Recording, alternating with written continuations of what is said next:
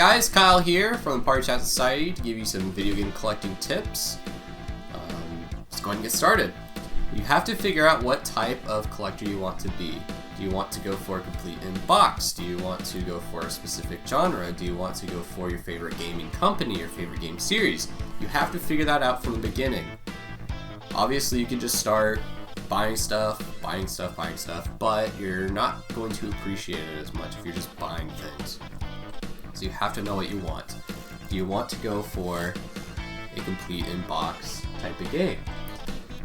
Remember, going for the box generally is a lot more expensive. With Sega Genesis, it's not always as expensive because they were a lot more durable. They were the plastic C-clamps. So obviously something like this is going to last a lot longer and it's not going to break. So this is a lot, obviously this game is $90 complete with the manual, with the case. It's only $30 by itself. But a game like this is only $10, $15, and with the box it's like $40 or $60. So you have to take into consideration, do you want to spend the money or do you just want to have the game? Do you want to play the game? Do you just want to collect the game? You have to determine that from the beginning. Obviously, if you're going for complete copies of games, you're going to want to get protective covers for them. This one's not fitted for the NES, this is more for Super Nintendo and Nintendo 64, but it works. And once again, Super C is a $20 game, it's $50 complete. You just have to know if you want to spend the money. You have to take into consideration the condition of the game if you're spending money on the game. A really crappy label of Little Samson is like $800. But a pristine copy of that game is going to be higher than $1,000. So obviously you have to know what the price of a game is. You don't want to just go out there and say, oh my god, Mega Man, that game's like $300 and that makes sense because that game's really popular. No, stupid, don't do that. Go on a price charts. Go price charts. That is a great website to kind of base an average price of a game off. Remember to take 15 or 20% off of that though, because they use eBay and Amazon. Using eBay, they take percentages of how much money you make from your item. So they're going to price the item higher. So make sure you gotta do your research. It's that simple. You just have to do the research. So we can start with going for a series. A series that I really want to collect for is Castlevania. Obviously you saw those two. I'm going for the complete Castlevania collection other than the PS3 and above because they were horrible. The Nintendo 64 games were horrible, but I had both of those. I didn't even know there were two Castlevania games on the 64. I thought there was only the first one, just because it was horrible.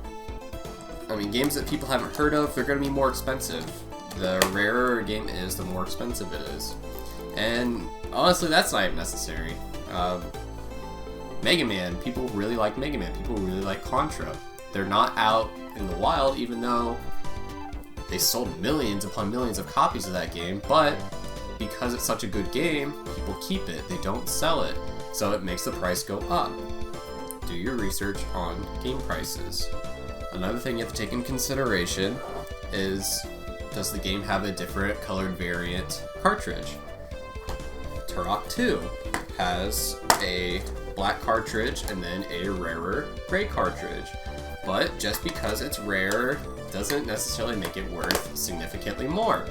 The black cartridge sells for $3 to $5 and the gray cartridge only sells for $10. So it's really not that big of a difference. But then you get into Turok: The Rage Wars on Nintendo 64. I have the black cartridge, it's around here somewhere, I don't care about it, I think it's worth $8. But the gray cartridge variant is worth upwards of $200. On a very good day, you can get $200 for this game. I spent $8 on this game, most of you already know that. I've brought it up a lot in my videos. But the reason why this game is significantly more expensive on the gray variant as opposed to Turok 2's gray variant is because this one actually works. The black cartridge you could not play co-op and actually finish because there was a game-breaking glitch. So if you sent your game to Acclaim after emailing them and talking to them, which people didn't know about, they would actually send you a gray cartridge. and it worked. You could play it. But you have to know that Europe also has gray cartridges, but they're all gray. So don't get them confused. Do your research. The back of a gray Turok Rage Wars will say 07A. That is very important. It is engraved into a label, so make sure you're looking for that. You just have to be very patient when you're looking for games. Go out and find them. I remember waking up very early all the time just to go out and find something. You have to get there early. It is almost a second job, but you're paying for it. You're working really hard to find games. There's a lot of competition. Join a Facebook page. There's a lot of retro game collectors that sell on Facebook. You can... Actually, they do very good prices usually too. I got Shadow Hearts on PS2, the second and third game, for $30 total. And that's a very good price for those two games. They're both complete. You have to do your research. You have to start small. Don't collect everything and anything. Maybe you grew up with a system. I grew up with the Sega Genesis. I really like collecting for the Sega Genesis. It can be expensive though. Nintendo 64, my friend Ben, who's a part of the Party Chat Society, he is going for the complete Nintendo 64 collection. It's a very bad time to be doing that right now because everybody wants a 64. Everyone wants the games. I remember a Nintendo 64 you could buy for $15 just a couple of years ago. They're $50 just for the original black console. And I have the original, I have a blue one, a gold one, and the colors are worth significantly more, especially with the controller. And the controllers have to have tight sticks. So just do your research. Jake, he's a part of the society, and he's going for the complete Game Gear collection. The most expensive Game Gear game is $80, that's Mega Man.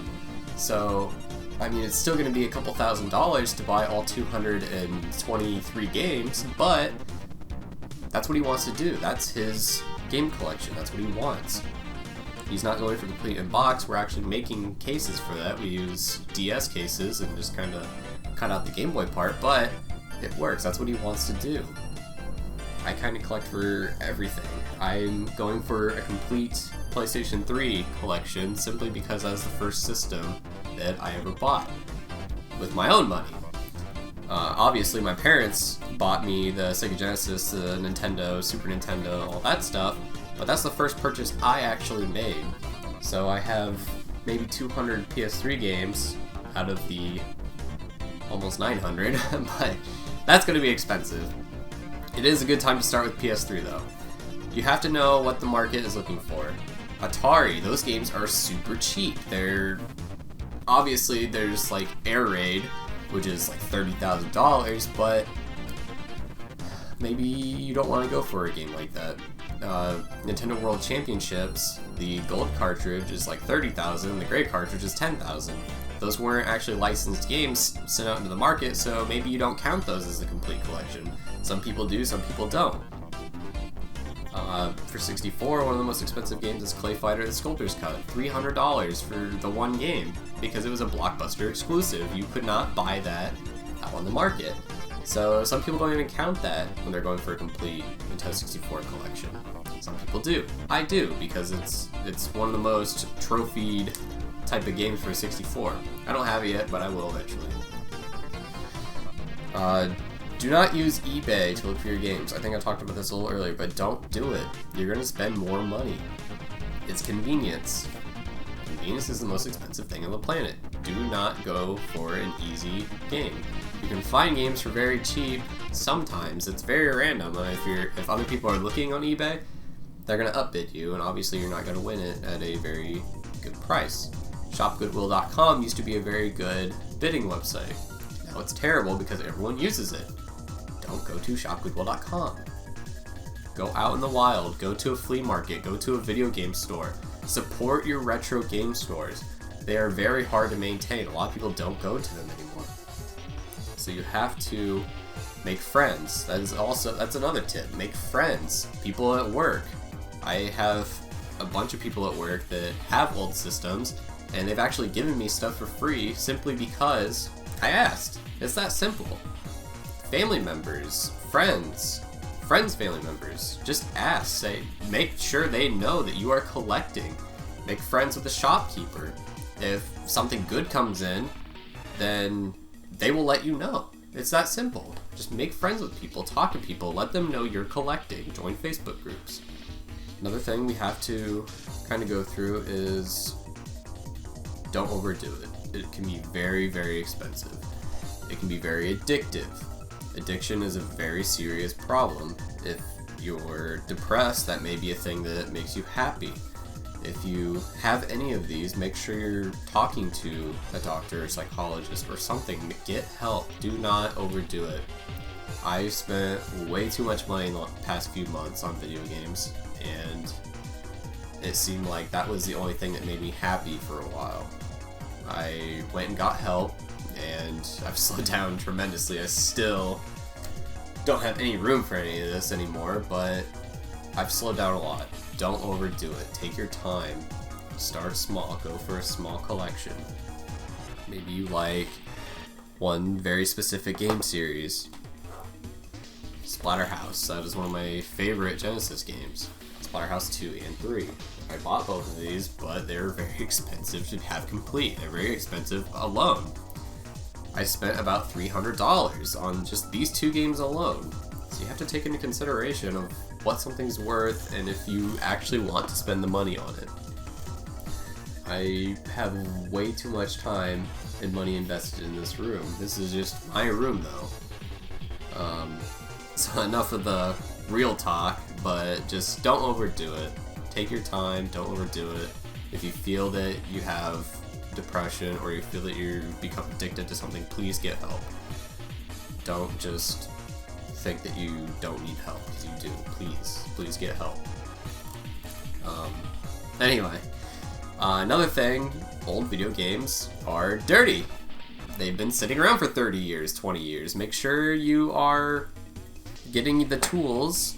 This is a 4.5mm security screw bit. This opens up, well, consoles such as the Nintendo 64, the Super Nintendo, stuff like that. It also opens up Sega Genesis games, Game Gear, that kind of thing. You also want a 3.8 security screw bit. You can get both of them on Amazon. I'll actually put a link in the description for like $10. So make sure you're opening a game, a very expensive game. If you're spending $1,000 on Little Samson, open the game up, take a picture, and make sure you're going through online and taking comparison shots. Look at that board with a board online. People are terrible. There are people that make fake games. So if you see really horrible soldering on a game board, it's probably fake. If you see a really crappy label that looks like really dark or really faded, it could be fake. It might not be. You just have to be very careful. Do your research. Your cartridge won't read in the console, obviously. Taking it apart and cleaning it with a Q-tip and rubbing alcohol, 91% or higher. Make sure you are not using anything lower than that because it has too much water in it and it could actually damage the game. Another great thing is the magic erasers from... I have this crap somewhere. Yeah, Mr. Clean. These are actually really good, but be very careful with these. They are basically just very, very fine sandpaper. It will discolor or ruin your game if you are rubbing way too hard, so be very careful with that. But they work great. If you don't want to spend all the money on the boxes, print your own covers. I have plenty of covers that I've made. I made this box for Alicia Dragoon because I didn't want to spend $90 on the game. I just wanted the game for, it's like $40. But I use very good paper. It is very clear. You can read this very well. So please, if you don't want to spend the money on a complete in-box, order some cases. You have to order 100 at least. That's the minimum. You have to order 100. Then make sure you're getting really good paper and a very good printer. Your inkjet printer, not a laser jet. Inkjet just prints so much better for colors and stuff. I guess that's it, guys. If you have any questions, please join our Facebook page, facebook.com/PartyChatSociety. Obviously no spaces, no capitals. Leave a comment. If there's a system or a game that you have questions about, please leave a comment. Any questions, please ask. I am there for you guys. Yeah, I guess that's it, guys. Take care. Thank you.